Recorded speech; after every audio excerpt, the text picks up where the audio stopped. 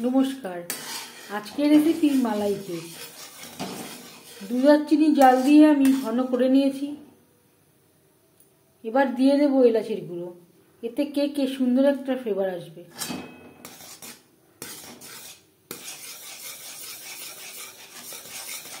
গ্যাসের ফ্লেমটা অফ করে দেব, সাইডে রেখে দেব। মালাই কেকের ব্যাটার তৈরি করার জন্য একটা বোলে নিয়ে নিয়েছি এই বাটিরই 1 বাটি ময়দা, আর লাগছে হাফ বাটি সুজি।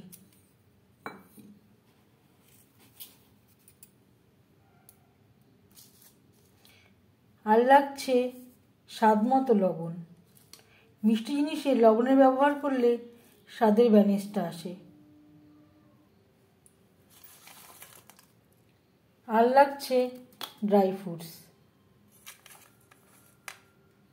ড্রাই ফ্রুটস পুরোপুরি অপশনাল, ইচ্ছে হলে নাও দিতে পারেন।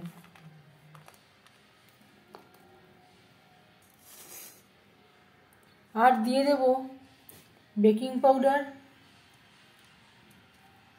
বেকিং সোডা, আর লাগছে রিফাইন্ড অয়েল।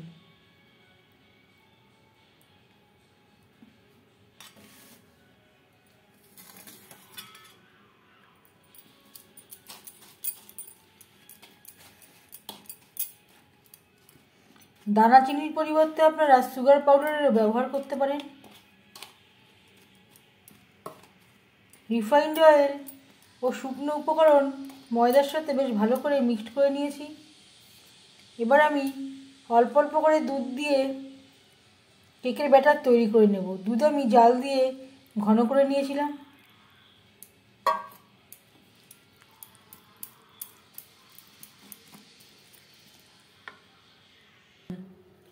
কেকের ব্যাটার রেডি। ঠিক এরকম হয়েছে। ফ্লেভারের জন্য দিয়ে দেব ভ্যানিলা এসেন্স। আবারও কেকের ব্যাটারের সাথে ভ্যানিলা বেশ ভালো করে মিক্সড করে দেব।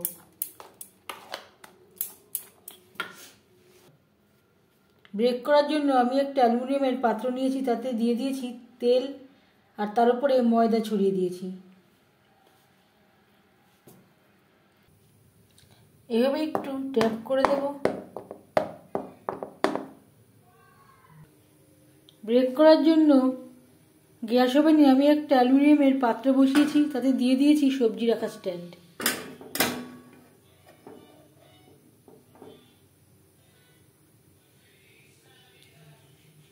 হাই ফ্লেমে পাত্রটা গরম করে নিয়েছি। এবার ঢেকে দেব।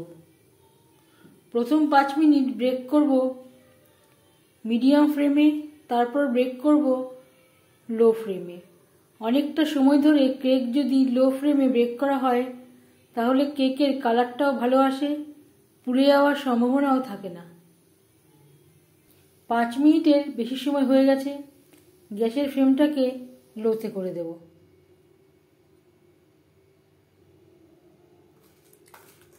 উপর দিয়ে ছড়িয়ে দেব ড্রাই ফ্রুটস। আগে দিলে ব্যাটারের ভেতরে চলে যাওয়ার সম্ভাবনা থাকতো, তাই আমি পরে অ্যাড করলাম।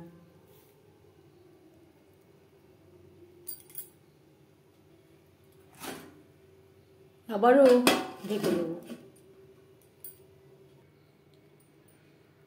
প্রায় 50 মিনিটের বেশি সময় হয়ে গেছে। এবার দেখে নেব কেক ঠিকঠাক ব্রেক হয়েছে কিনা। পরিষ্কার বেরিয়েছে টুথপিনটা। এই পর্যায়ে বুঝে নিতে হবে কেক ঠিকঠাক ব্রেক হয়েছে। আবারও 5 মিনিট ঢেকে রেখে দেব, এতে কেকটা সফট হবে।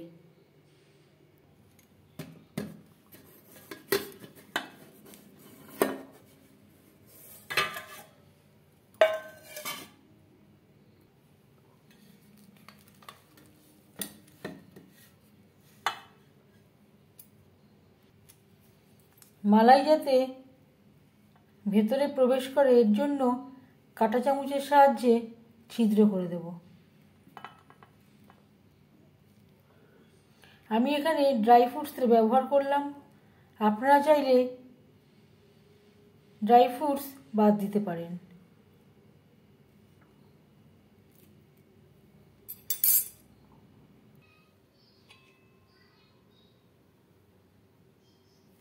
উপর থেকে দিয়ে দেব মালাই।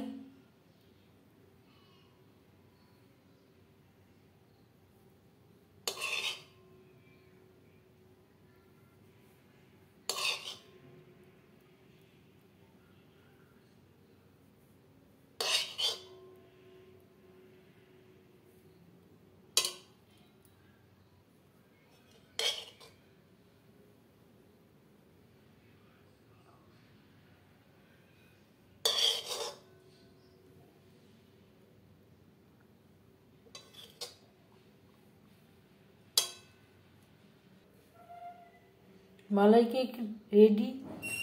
আমি একটা প্লেটে সার্ভ করে দিয়েছি। এই কেকের রেসিপিটি কেমন লাগলো অবশ্যই জানাবেন কমেন্টের মাধ্যমে। যদি এই রেসিপিটি ভালো লেগে থাকে লাইক করবেন, শেয়ার করবেন, সাবস্ক্রাইব করবেন আমার চ্যানেলটিকে। বেল আইকনটা ক্লিক করে দেবেন। যখন আমি নতুন ভিডিও আপলোড দেব তার নোটিফিকেশান সবার আগে আপনার কাছে পৌঁছে যাবে। আপনারা সবাই ভালো থাকবেন, সুস্থ থাকবেন। আবারও হাজির হয়ে যাব নতুন কোনো রেসিপি নিয়ে। আজ তাহলে এই পর্যন্ত থাক। এই ভিডিওটি দেখার জন্য ধন্যবাদ।